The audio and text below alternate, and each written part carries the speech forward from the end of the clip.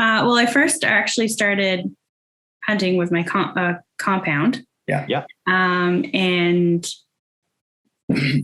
I had a turkey come in, and just with like the adrenaline of it.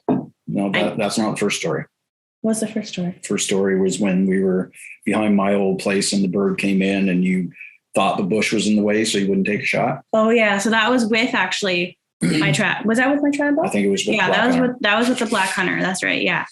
So, and I didn't feel confident. I just lost all confidence in my shooting ability and being able to hit the bird. I didn't think I was going to be able to hit it. And like, there was a bush there and I couldn't do it. So that was the first one that I lost. And then I thought, okay, from now on, I'm going to hunt with my compound because I feel more confident, being able to hit something with the sights and stuff.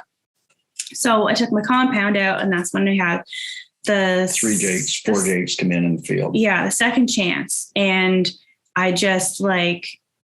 The brush was high. There was a lot of high grass and stuff.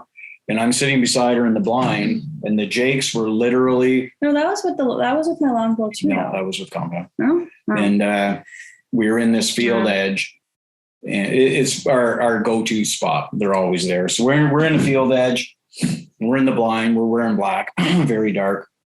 And 4 jakes, I called them in. They were coming across the field, probably from 100 yards away, maybe. She could see them going through the trees. I couldn't, because at that time my vision was terrible.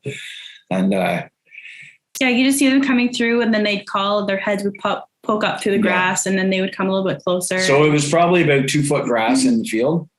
And they came right over to the decoys, 4 of them, 4 nice jakes, and they were all strutting around it and putting and looking for a fight. And I'm telling Mindy, okay, draw your bow and shoot. And she's like, I can't because I can't see their body. I said, don't worry about it. You know where their head is.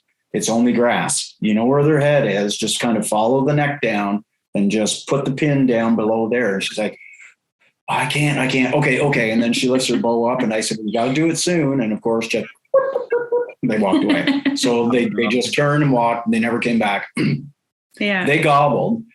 And then. Yeah, you're right. That was my compound. Yeah. Yeah. And then the last year was her best chance, her best chance ever. And we're in the blind. It was still April too. It was early. I think it was first week of the season. Yeah. And we found this real hot spot. It's where we're going back this year because it is so good. And these birds, they were sounding off every time we go out. They were just sounding off all over the place. And finally we stayed a little bit later one day. We were going to pack up because there was birds coming in, but they're also henned up, right? So when they're henned up, they're really hard to get them to leave their hens. They'll come back. If you're patient enough to sit until noon, they'll come back looking for that hen because they do remember.